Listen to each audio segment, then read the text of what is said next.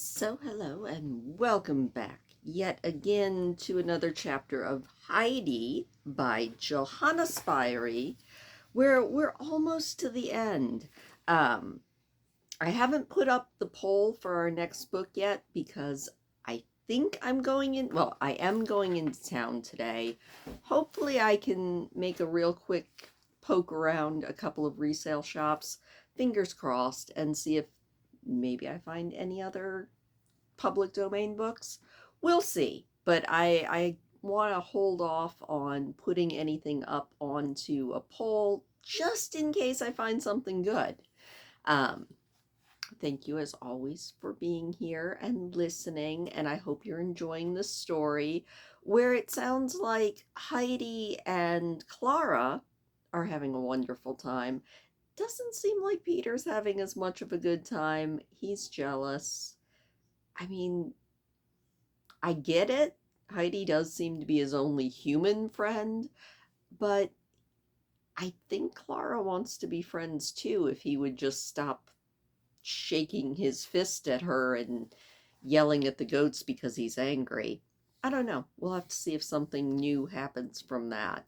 As we jump back in and read Chapter 7 of Book 2 of Heidi by Johanna Spyri, which is titled On the Mountain.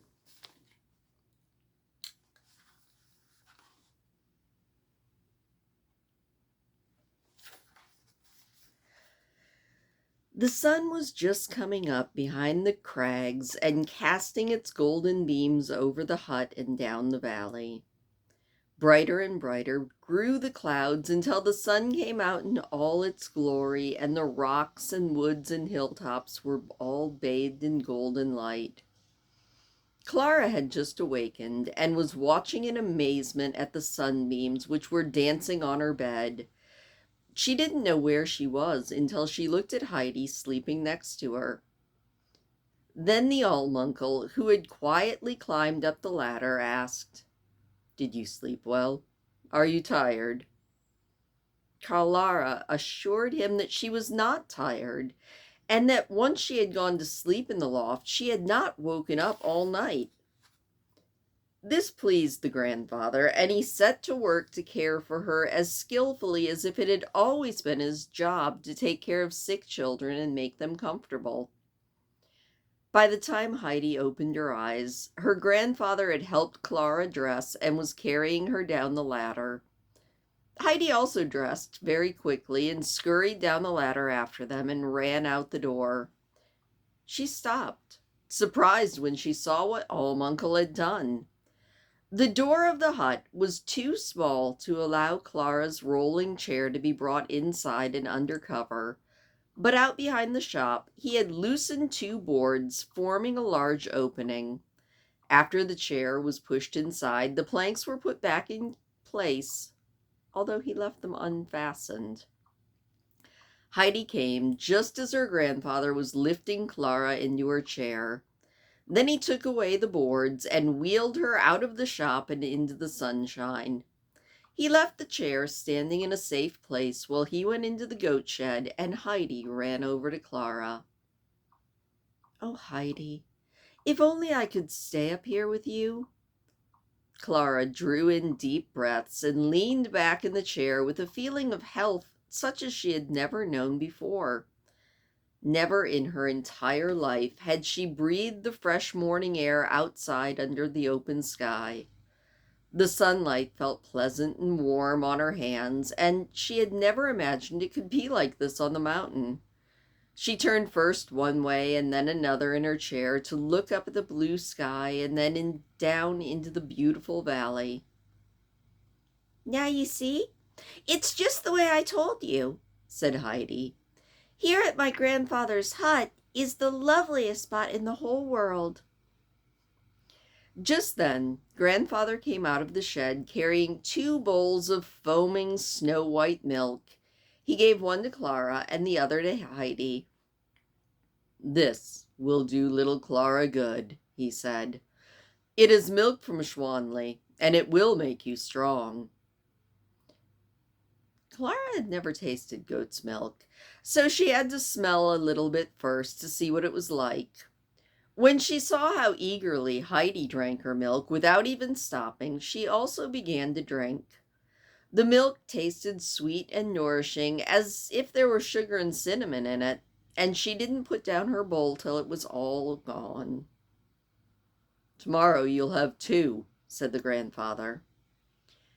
When Peter arrived with the flock, Uncle took him aside. "Now listen. From today, let Schwanli do whatever she likes. She knows where the best feed is. If you have to climb a little, it won't do you any harm. Go wherever she wants. In this respect, she has more sense than you do, and she must have the very best feed, so that she will give the best possible milk. Why are you looking over there as if you would like to swallow someone? Now go, and remember what I told you." Peter was used to following the uncle's orders. He immediately started off, but he kept turning his head and rolling his eyes. "You should come too," he called to Heidi. "You have to come if I have to chase after Schwanli." "I can't," Heidi called. "I can't come with you for a long, long time, as long as Clara's with us. But grandfather has promised that someday we'll go up together, Peter." And with these words, Heidi turned back to Clara. Then Peter shook both fists so threateningly towards the wheelchair that the goats sprang off to one side. He sprang after them, and without even stopping, he ran up the mountain until he was out of sight, because he was afraid that the Alm uncle might have seen him. Heidi and Clara had planned so much for that day that they didn't know where to begin. Heidi suggested that very first of all they should write to the grandmamma. "Do we have to go into the house to write?" said Clara. It was so nice outside, she didn't want to go in. Heidi knew what to do. She ran into the hut and came back laden with all of her school things and a three-legged stool.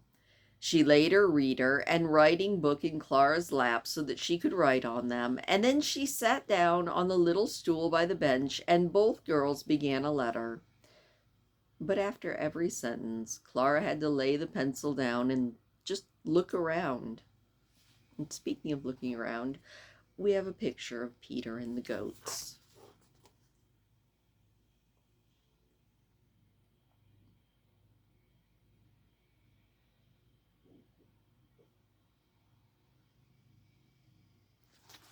He doesn't look happy. Everything was just too pretty. A soft wind fanned her face and whispered through the fir trees. Many little bugs hummed in the clear air, and a stillness lay over the landscape. Lofty peaks looked down on them, and the wide valley below was wrapped in peace. Only now and then the merry shouts of some shepherd boy would sound through the air, and the echo gave back tones from the crags. At noon, grandfather brought out more steaming bowls of milk, for he said Clara must stay outside as long as there was a speck of sun in the sky. When they finished their milk, Heidi rolled Clara in her chair out under the fir trees, and there they spent the afternoon, telling each other what had happened since Heidi had left Frankfurt. And so the day passed. And before the girls hardly realized it, it was evening. The army of goats came rushing down the mountain with their leader behind them. His brow was wrinkled, and there was anger in his eyes. "Good night, Peter," Heidi called, when she realized he had no intention of stopping. "Good night, Peter," cried Clara. Peter made no reply, just an angry snort as he drove the goats down the mountain. When Clara saw the grandfather lead Schwanli into the stall to be milked, she could hardly wait.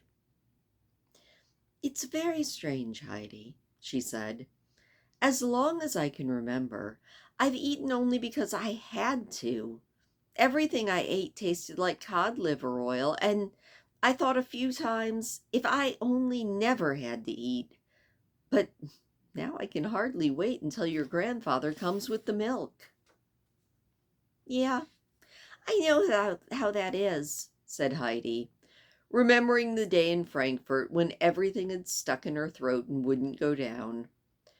When grandfather came back with the little bowls, Clara drank the rich, spicy milk. "May I have a little more?" she said, holding out her bowl. Uncle nodded, and also taking Heidi's bowl, went back into the hut. When he returned, each bowl had a thick cover, unlike any Clara had ever seen. Uncle had taken 2 slices of bread and spread them thick with sweet yellow butter. Both of the girls took big bites of the slices, and that pleased grandfather. That night, when Clara went to bed, she followed Heidi's example, and her eyes closed at once, and she slept more soundly than ever in her life. The next day and the next passed in the same delightful way. Then came a surprise for the children. 2 strong porters came climbing up the mountain, each carrying on his back a high bed covered exactly the same with a brand new white coverlet. The men also brought a letter from Grandmama. She wrote that these beds were for Clara and Heidi, and that the hay beds were to be taken away, and from then on Heidi must sleep in a regular bed. Furthermore, in the winter, one of them must be sent down to Dorfli, but the other was to stay in the hut up on the Alm, so that Clara could always find it if she came back. Grandmama praised the children for their letters and urged them to write every day. Grandfather went into the hut, threw the contents of Heidi's bed onto the big heap of hay, and laid away the covers. Then he came back and helped the men carry the 2 beds into the loft. He pushed them close together so that the view through the window would be the same for both girls. As time went on, Clara became more and more charmed with this new life. She could not say enough about the grandfather's kindness and care, and how amusing Heidi was, much more than when she had been in Frankfurt. Every morning, her first thought was, "Oh, I'm so happy to still be on the Alm." The grandfather must have felt a remarkable interest in Clara, for not a day passed when he didn't think of something new to help strengthen her. Every afternoon he took a walk up among the rocks, climbing higher and higher, and every time he brought back a little bundle which would scent the air for a long ways and attract the goats in the evening. They all began to bleat and leap and try to push into the shed where the plants were, for they knew the smell. But the uncle had locked the door because he had not climbed high enough on the rocks after those rare plants, just for the entire crowd of goats to get a good meal. The herbs were for Schwanli, so that she would give even richer milk. It was plain how all of this care affected her, for she tossed her head in the air more and more vigorously, and her eyes flashed fire. It had now been 3 weeks since Clara had come. For several days, when the grandfather had brought her down in the morning and put her in her chair, he had said, "Will you try just once to stand, just for a moment?" And Clara had tried, but she had always said, "Oh, it hurts," and clung to him. But every day he let her try a little longer. It was such a beautiful summer, such as had not been seen on the Alm for years. Every day the sun shone in a cloudless sky, and in the evening it threw its purple and rosy light over the peaks and across the snowfields, and then disappeared in a blaze of gold. According to Heidi, the sunset could only properly be seen out in the pasture. She told Clara about it again and again, and also talked about the place on the slope where thousands of golden wild roses and bluebells were there, so many that the grass looked blue. Sitting under the fir trees, Heidi had just been telling again about the flowers and the sunset and the rocks, and such a longing seized her to go up there that she suddenly jumped up and ran to her grandfather. Grandfather, she cried, will you come with us up to the pasture tomorrow? It's perfect up there now. I'll agree, he said. But Clara must also do me a favor. She must try again very hard tonight to stand. Heidi ran back to Clara with the news.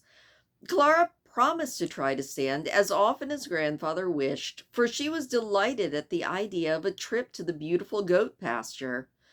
Heidi was so thrilled that she called out to Peter as soon as she saw him coming down that evening. Peter, Peter, we're coming with you tomorrow. In reply, Peter growled like a bear. He struck out furiously at the innocent Distelfink trotting next to him, but Distelfink noticed the moment and jumped away high over She-Hopefully, and Peter's blow just whizzed through the air. But Clara and Heidi went up to their beautiful beds, so full of plans for the next day that they decided to stay awake all night and talk about them. But they had scarcely touched their pillows when they fell asleep. Clara saw in her dream a big field that was as blue as the sky. It was so filled with bluebells. And Heidi in her dream heard the robber bird screaming, "Come, come, come!" And that is the end of the chapter. I feel like Peter is going to be troubled just because he is being so stubborn. Also, I have never had to get my beautiful placeholder bookmark. I've never had goat milk, so I don't know if it really does taste like it's spiced with sugar and cinnamon. It's always been one of those things I've looked at it and I've said, no, I'll just buy cow's milk. I am not an adventurous eater. I also, again, maybe it's just the fat modern American in me, but I can't imagine existing on breakfast is a bowl of goat's milk, lunch is a bowl of goat's milk and maybe a piece of bread if you're lucky, and dinner is 2 bowls of goat's milk and either bread and cheese or bread and butter. Maybe I should try the Heidi diet plan. I think I would be hungry and cranky, though. I do understand what Heidi says, though, about loving where she lives so much, because honestly, I kind of feel the same way. Oh, my garden looks so good out there. Okay, that wasn't the best picture, but if you watch any of my vlogs, you definitely know what I mean. I love where I live, and even though I complain about it being hot, and then in the winter I complain about it being cold, there is still no place on earth I would rather be. And I hope that you feel that way about where you live, or at least that you're content with it. That is where we're going to leave it, though. Please do hit the thumbs up on your way out. It does always make me smile, and I will see you next time.